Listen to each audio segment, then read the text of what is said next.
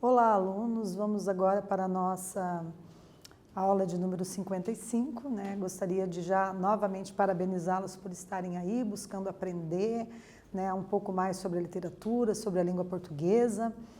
É importante que vocês tenham aí já os materiais organizados, caderno, lápis, borracha, caneta, para a gente fazer os exercícios, né? E o fato de fazermos os exercícios é o que realmente contribui para que a gente possa memorizar, compreender, interpretar e, de fato, tornar uma estrutura cognitiva nossa aí no nosso intelecto, né? No nosso aparato cognitivo, que é a parte do cérebro responsável pela aquisição dos conhecimentos.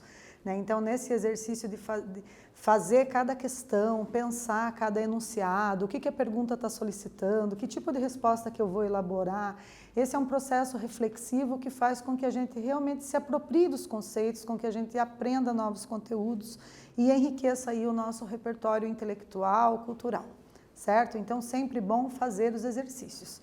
E por falar nisso, lembrando que vocês têm que validar a presença de vocês, né? Os alunos que têm acesso ao aplicativo do Google Classroom têm que validar fazendo já num formulário de questões no início da aula os exercícios. Então, vocês têm lá 1 ou 2 exercícios de múltipla escolha, geralmente são questões objetivas.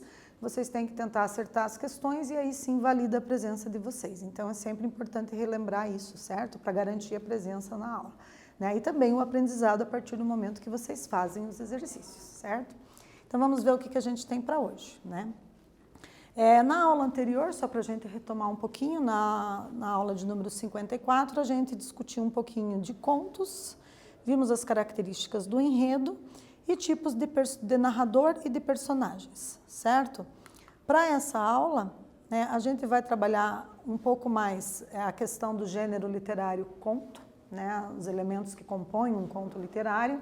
Vamos analisar aí um conto do Moacir Scliar, né, muitos de vocês já conhecem esse escritor, esse autor, já provavelmente leram vários contos dele. Também faremos aí uma revisão dos elementos que compõem a narrativa dos contos. E com relação à análise linguística e semiótica, nós trabalharemos tipos de personagens, o uso do recurso descritivo na caracterização das personagens. Então, vamos trabalhar aí uma nova tipologia textual, talvez não tão nova assim, que é a questão do texto descritivo no momento de fazer a caracterização dos aspectos dos personagens, certo? Então, vamos começar aqui lendo um conto do Moacir Scliar. Vamos ler aqui comigo então, galera? Olha lá.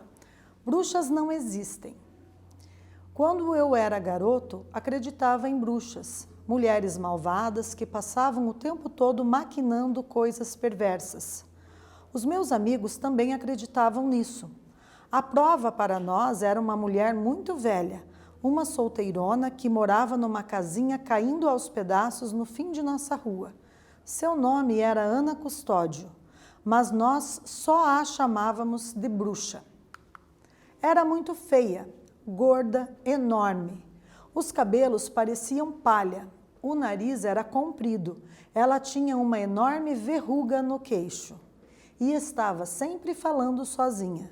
Nunca tínhamos entrado na casa, mas tínhamos a certeza de que, se fizéssemos isso, nós a encontraríamos preparando venenos num grande caldeirão. Nossa diversão predileta era incomodá-la. Volta e meia invadíamos o pequeno pátio para dali roubar frutas e quando, por acaso, a velha saía à rua para fazer compras no pequeno armazém ali perto, corríamos atrás dela gritando, bruxa, bruxa. Um dia encontramos, no meio da rua, um bode morto. A quem pertencera esse animal nós não sabíamos, mas logo descobrimos o que fazer com ele. Jogá-lo na casa da bruxa, o que seria fácil. Ao contrário do que sempre acontecia, naquela manhã, e talvez por esquecimento, ela deixara aberta a janela da frente. Sob comando do João Pedro, que era o nosso líder, levantamos o bicho, que era grande e pesava bastante, e com muito esforço nós o levamos até a janela. Tentamos empurrá-lo para dentro, mas aí os chifres ficaram presos na cortina. Vamos logo, gritava o João Pedro, antes que a bruxa apareça. E ela apareceu. No momento exato em que, finalmente, conseguíamos introduzir o bode pela janela, a porta se abriu e ali estava ela, a bruxa, empunhando um cabo de vassoura. Rindo, saímos correndo. Eu, gordinho, era o último. E então aconteceu. De repente, enfiei o pé num buraco e caí. De imediato senti uma dor terrível na perna e não tive dúvida. Estava quebrada. Gemendo, tentei me levantar, mas não consegui. E a bruxa, caminhando com dificuldade, mas com o cabo de vassoura na mão, aproximava-se. Àquela altura, a turma estava longe. Ninguém poderia me ajudar. E a mulher, sem dúvida, descarregaria em mim sua fúria. Em um momento, ela estava junto a mim, transtornada de raiva. Mas aí, viu a minha perna e instantaneamente me mudou. Agachou-se junto a mim e começou a examiná-la com uma habilidade surpreendente. Está quebrada, disse por fim, mas podemos dar um jeito. Não se preocupe, sei fazer isso. Fui enfermeira há muitos anos. Trabalhei em hospital. Confie em mim. Dividiu o cabo da vassoura em 3 pedaços e com eles, e com seu cinto de pano, improvisou uma tala, imobilizando minha perna. A dor diminuiu muito e, amparado nela, fui até minha casa. Chame uma ambulância, disse a mulher à minha mãe.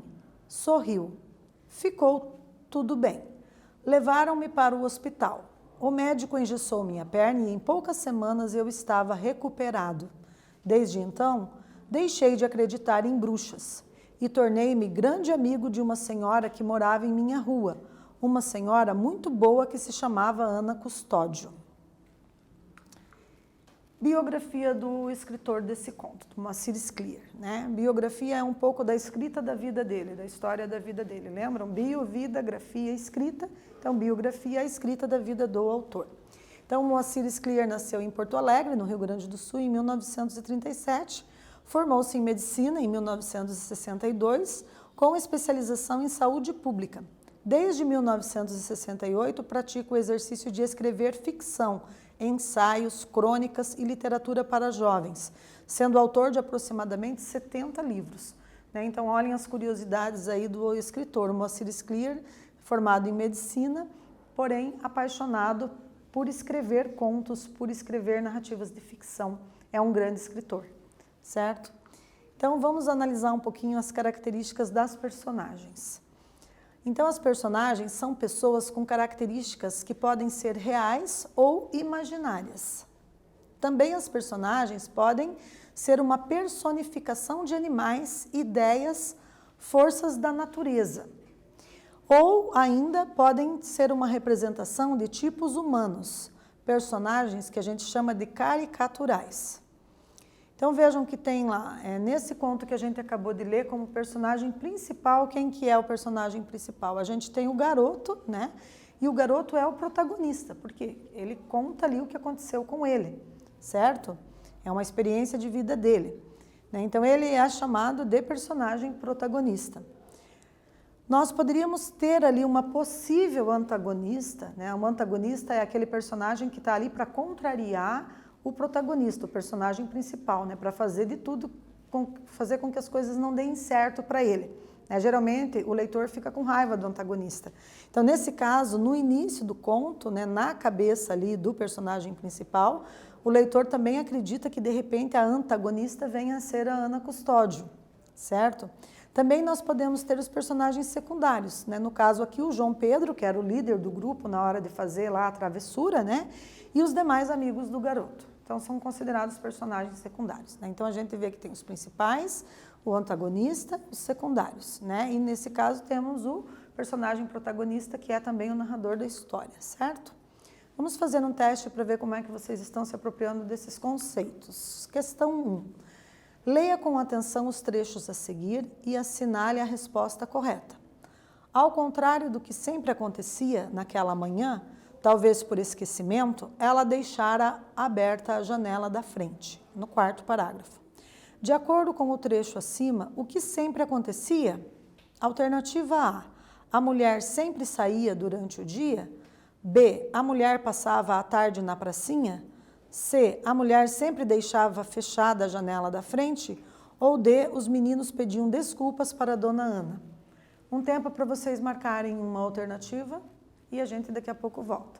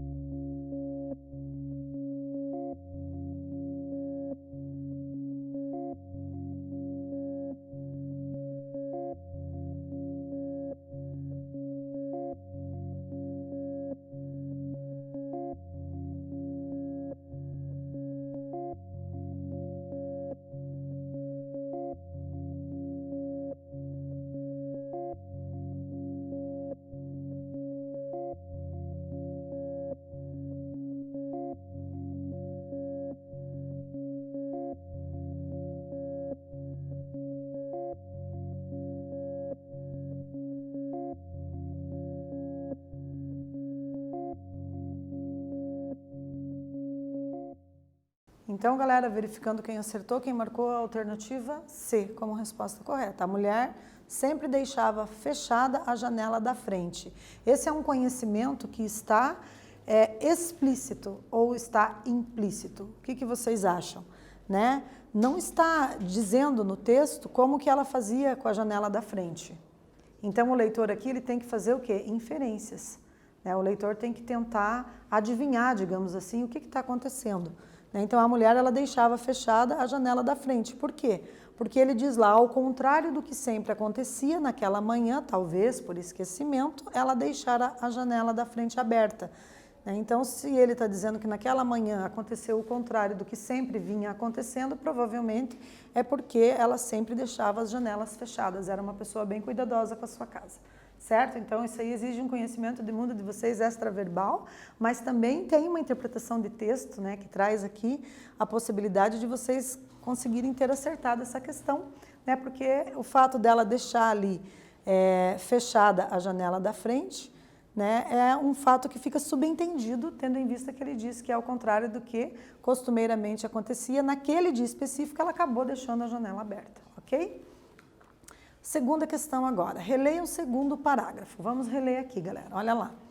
Era muito feia ela, gorda, enorme, os cabelos pareciam palha, o nariz era comprido, ela tinha uma enorme verruga no queixo e estava sempre falando sozinha.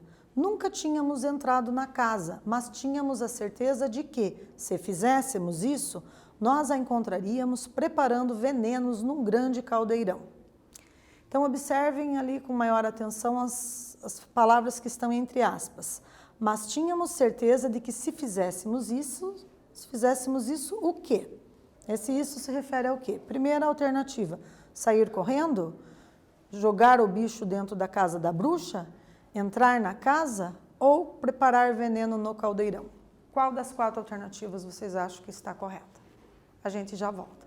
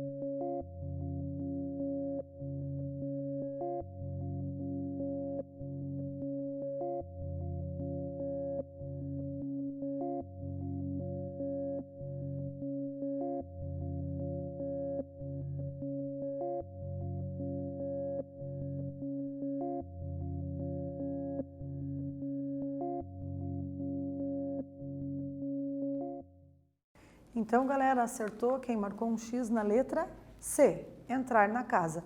Então, vejam, isso é um pronome que referencia uma situação que já foi explicitada no texto anteriormente, né? Então, quando vem a pergunta, mas tínhamos certeza de que se fizéssemos isso, se fizesse o quê? Isso o quê? Então, ali no texto já estava explícito, né? No fragmento, quando diz, nunca tínhamos entrado na casa, mas tínhamos a certeza de que, se fizéssemos isso, nós a encontraríamos preparando venenos num grande caldeirão. Então, fazer isso o quê? Entrar na casa. Ali a gente tem um caso de pronome demonstrativo para demonstrar, né, para fazer uma referência a uma situação que já foi anunciada antes pelo narrador do texto, certo? Vamos para mais uma questão? Então, vamos reler aqui, olha. Releia o trecho abaixo e responda quais são as características físicas, a aparência da suposta bruxa. Como o protagonista a descreve? Era muito feia, gorda, enorme. Os cabelos pareciam palha, o nariz era comprido. Ela tinha uma enorme verruga no queixo e estava sempre falando sozinha. Nunca tínhamos entrado na casa, mas tínhamos certeza de que, se fizéssemos isso, nós a encontraríamos preparando venenos num grande caldeirão. Nossa diversão predileta era incomodá-la. Volta e meia invadíamos o pequeno pátio para dali roubar frutas e quando, por acaso, a velha saía à rua para fazer compras no pequeno armazém ali perto, corríamos atrás dela gritando, bruxa, bruxa. Então, um tempo para vocês pensarem e fazerem mais esse exercício e a gente volta na sequência.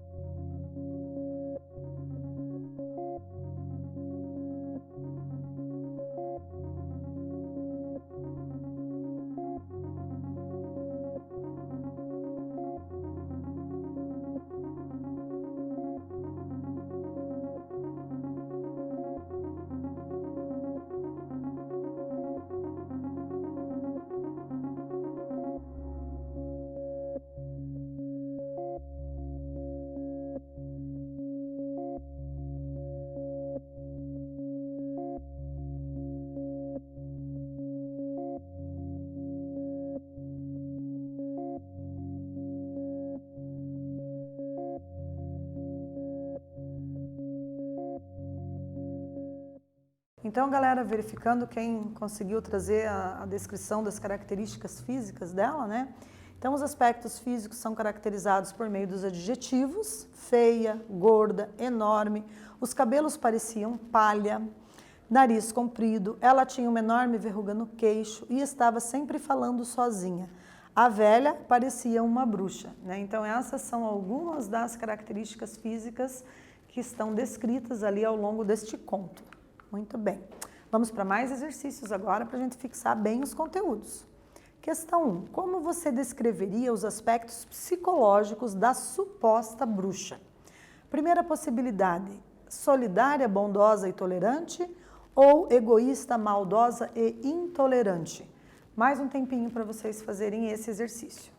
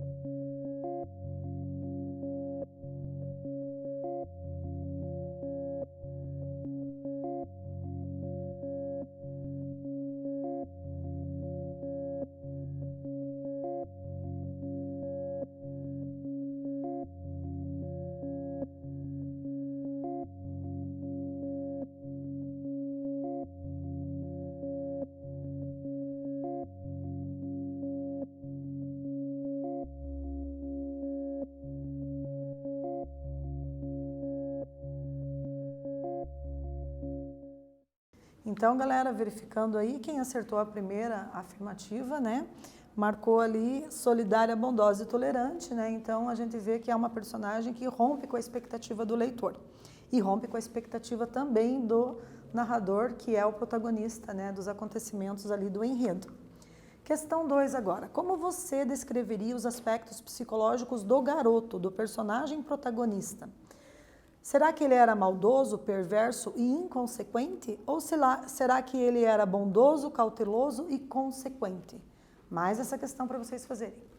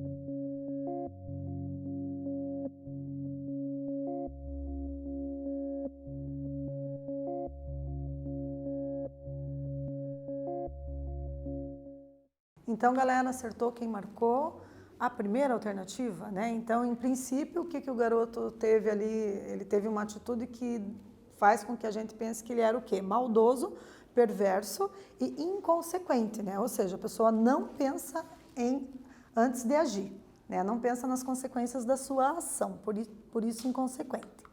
Mais uma questão aqui, questão 3. Releia a passagem do texto constante no próximo slide e responda: que acontecimento rompe com a expectativa do garoto e do leitor? Então, eu vou deixar um tempinho aqui para vocês copiarem esse enunciado e, na sequência, a gente coloca o slide que está com o fragmento do texto para vocês localizarem a resposta, ok? Já voltamos.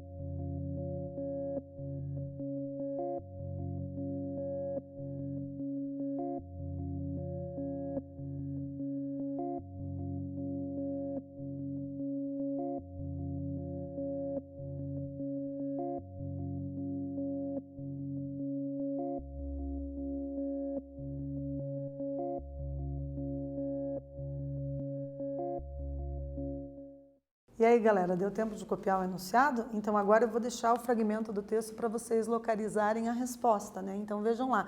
Que acontecimento rompe com a expectativa do garoto e do leitor? Um tempo para vocês lerem e fazer esse exercício aí de treinamento da escrita.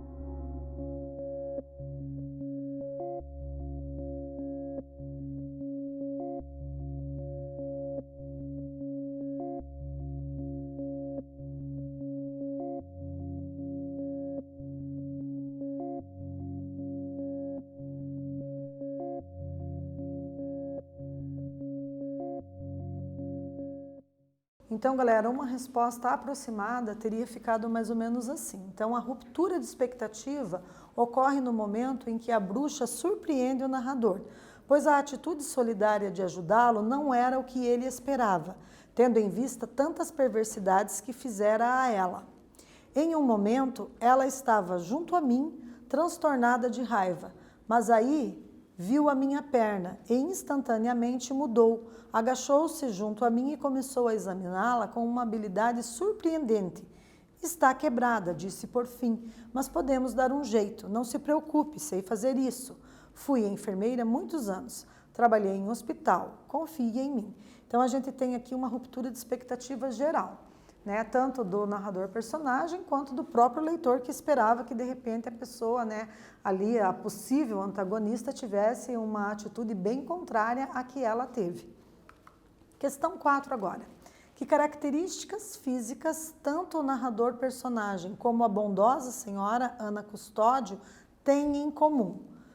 Ambos são gordinhos ou ambos são inconsequentes e prudentes?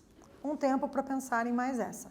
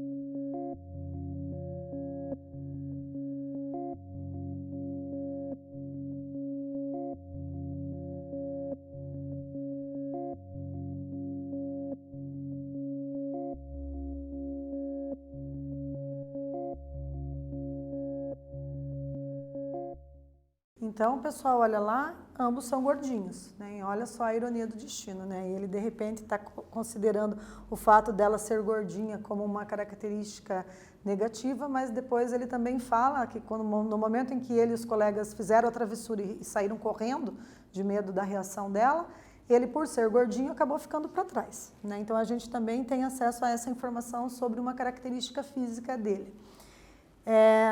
Na alternativa seguinte, que está lá, ambos são inconsequentes e prudentes. Não tem como as duas coisas caminharem juntas, né, pessoal? São dois adjetivos de sentido contrário, né? Se a pessoa é inconsequente, é porque ela não consegue medir as consequências das suas ações, das suas falas, das suas atitudes, né? Então, ela é uma pessoa inconsequente. Agora, se ela é uma pessoa prudente, já é o contrário. Ela é prudente, ela pensa antes de agir, ela pensa antes de falar, né? Ela é bem prudente, ou seja, ela tem bastante consciência das possíveis consequências de tudo que ela vai falar, de tudo que ela vai fazer de ação, né, para prejudicar ou para beneficiar alguém, certo? Então, prudente e inconsequente não combinam, são características opostas. E aí, mais um exercício? Vamos lá então para o quinto exercício. Releia esse fragmento do texto e responda. Está quebrada, disse por fim, mas podemos dar um jeito. Nesse fragmento, é possível afirmar que há a presença do discurso direto, referindo-se à fala do protagonista, ou há a presença do discurso direto, referindo-se à fala de Ana Custódio? Mais essa questão para ver se vocês acertam. Vamos lá?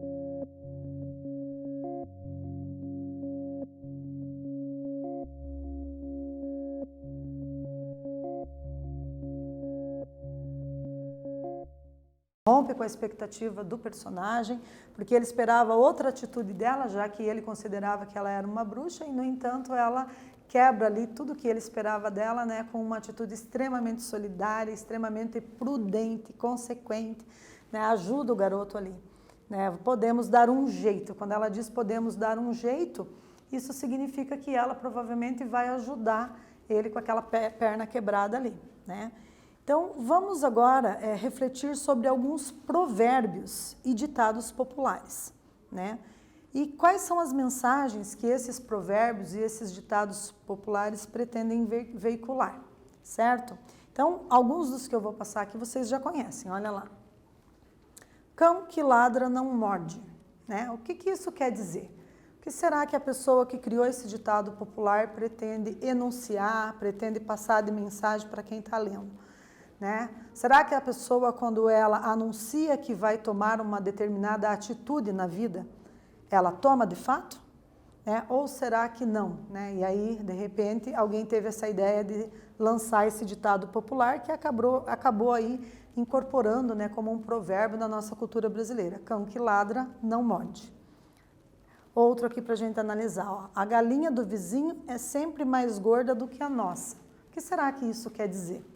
Né? Aqui a gente sabe que existe aqui uma alegoria, né? Uma linguagem altamente metafórica que simboliza outra situação, né? Não necessariamente que a galinha seja ali a galinha de fato no sentido denotativo, no sentido real da palavra, né? Mas aqui existe uma situação que o leitor tem que pensar um pouquinho para compreender, né? Então, às vezes as pessoas têm muitas coisas boas na vida dela, mas ela não valoriza. E aí, quando alguém tem alguma coisa diferente, né, o vizinho nesse caso, um amigo, né, um parente, algum familiar, tem alguma coisa diferente, ele pensa, poxa vida, o meu não é tão bom quanto o dele, então o dele talvez é melhor, por alguma razão ele talvez desvaloriza aquilo que pertence a ele. E aí saiu esse ditado popular, né, esse provérbio que a galinha do vizinho é sempre mais gorda do que a nossa. Né? Então, será que às vezes a gente não tem que parar para observar tudo aquilo que temos, né, as nossas conquistas e valorizar? Né, fica implícita aí algumas reflexões para a gente fazer em torno desse provérbio, ok? Mais um? Olha lá, o que diz lá? Não se deve dar pérolas aos porcos, né? É um provérbio que carece aí um pouco de reflexão maior, né? Talvez a pessoa que escreveu está tentando dizer, né, que as pessoas, quando tentam ajudar as outras, querem ceder alguma coisa, dar alguma coisa de que as pessoas de fato não precisam. Às vezes o que a pessoa precisa é bem menos que aquilo, não é uma pérola, né? Pode ser uma bijuteria, às vezes a pessoa precisa de tão pouco e alguém quer ajudar e vai dar alguma coisa caro porque ele acha que vai estar realmente ajudando e colaborando com aquela pessoa. Né? Claro que o provérbio aqui tentou, de uma forma talvez um tanto rude, né? Um tanto grosseira, dizer que não se deve dar pérolas aos porcos, né? Mas eu acho que na prática a gente tem que refletir um pouquinho sobre essa questão de desenvolver ali a habilidade auditiva, de ter respeito às palavras do outro, né? Se eu quero ajudar alguém, pergunto para essa pessoa, o que você precisa de mim, o que eu posso fazer por você? Né? De repente não vai ser aquilo que eu penso, que eu quero doar para essa pessoa que vai fazer bem a ela. Às vezes ela precisa de uma coisa que é bem mais simples do que isso para se sentir bem ou para suprir uma determinada necessidade. Né? Então fica aí a dica. O que mais que a gente tem? Aqui, essa vocês também já devem conhecer. Cada macaco no seu galho. O que será que quer dizer esse provérbio? As pessoas, cada qual deve cuidar apenas da sua vida, né? Não ficar talvez fazendo interferências na vida dos outros, querendo que as pessoas vivam da forma como ele gostaria que a pessoa vivesse, né? Então, existe aqui algumas reflexões que a gente pode fazer nesse sentido, né? Não no sentido assim, mas eu então vou cuidar só da minha vida, vou ser egoísta, né? Se eu estou bem, se eu estou numa situação financeira bacana, eu não vou olhar o meu próximo. Não, não é nesse sentido, né? É no sentido de que a gente tem que deixar aí o nosso lado narcisista meio de lado, né, e deixar as pessoas viverem e serem felizes da forma como elas acreditam que serão. Né? Então, é mais ou menos para cada qual cuidar da sua vida nesse sentido, não no sentido de não ser solidário e não ajudar o próximo, certo? O que mais que a gente tem aqui? Uma questão agora para vocês pensarem e responderem. Questão 6 agora. Que provérbio ou ditado popular você escreveria para sintetizar o conto de Moacir Scliar? Né? Então, esse conto que a gente acabou de ler. Se fosse para a gente resumir ele em uma frase, em um provérbio ou um ditado popular, o que sairia aí? Um tempo para vocês pensarem em fazer esse exercício.